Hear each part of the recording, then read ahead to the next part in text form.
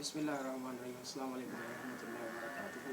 कलाम बाहू के साथ हाज़िर खिदमत हूँ। ये जो मैं आज आपके सामने ये रुबाई उसको पेश करने जा रहा हूँ, ये पीछे वाली जो रुबाई 78 है उसी का सीक्वल है और उसी के जो है ना वो नफ्स मज़मून को आगे ले जा रहा है कि हुजूर क़ल्ब आपने कैसे हासिल करना है और बंदे को किन किन मराहिल से गुज़रना पड़ता है और उसके जो है ना ज़ाहिर की क्या हालत होती है, उसके बातिन की क्या कैफियत होती है।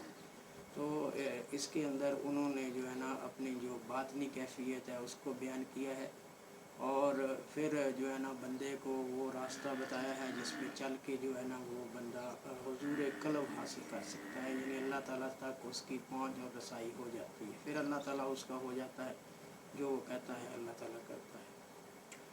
तो लेकिन उसके लिए जो है ना वो रास्ता इतना आसान नहीं है जिस तरह हम लोग जो है वो समझते हैं कि ये चंदा दे के या ये थोड़ी बहुत खैरात करके या नमाज वगैरह पढ़ के तो हम जो है ना वो अल्लाह ताला तक अपनी जो है ना वो पहुँच, अपनी रसाई जो है ना वो हासिल कर लेंगे।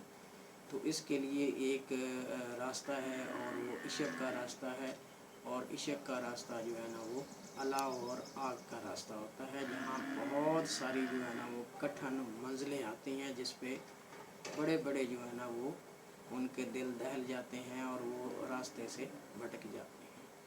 तो देखते हैं उनका जो असल कंटेंट है इसके अंदर जो पंजाबी ज़ुबान में है, तो उन्होंने इसके अंदर क्या पढ़ा लिखते हैं। दर्द अंदर दा अंदर साड़े कि ये जो अंदर जो है ना दिल के अंदर एक दर्द है कि मैंने पहुंचना है अपने अल्लाह तबारक व तआला तक, इश्क़ इलाही हासिल करना है। तो ये जो दिल है ये अंदर ही अंदर जो है ना ये बंदे को साड़ देता है। तो फिर क्या फरमाते हैं कि बाहर करा ता घायल हो, तो अंदर का जो साड़ है वो बाहर जो है ना वो बंदे को घायल कर देता है, बंदे को ज़ख्मी कर देता है। तो बंदा जो है ना वो मालूम होता है कि ये बिल्कुल जो है ना वो टूटा फूटा हुआ है।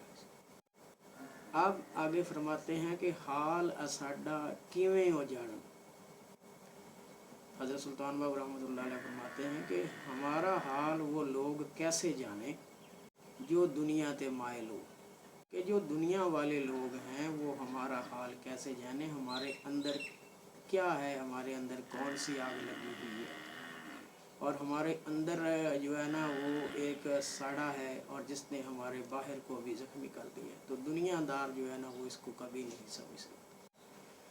आगे जब तक बंदा जो है ना वो इस प्रोसेस से नहीं गुज़रता तो वो इसको फील भी कैसे कर सकता है। आगे फरमाते हैं कि बहर समंदर इश्क़ वाला, कि इश्क का जो समंदर है हर दम वेंदा हायल हो, कि हर वक्त ये बहता रहता है, इसमें कभी जो है ना वो ये कह लें कि ये नीचे नहीं जाता, हर वक्त जो है रवां धवा रहता है और ये एक रास्ते की बहुत बड़ी रुकावट होती है।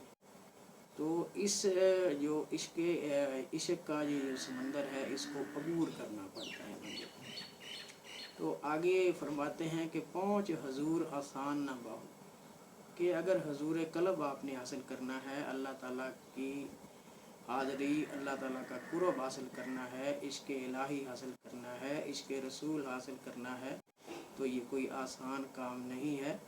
तो आपके जो अल्लाह ताला के जो नाम लेवा हैं उनके बारे में लिखते हैं, नाम तेरे दे साइल वो, कि तेरे नाम के बहुत सारे सवाली हैं लेकिन वहाँ पहुँचना और वहाँ हाज़री और उसका जो कुर्ब हासिल करना है वो हर बंदे के बस की बात नहीं है।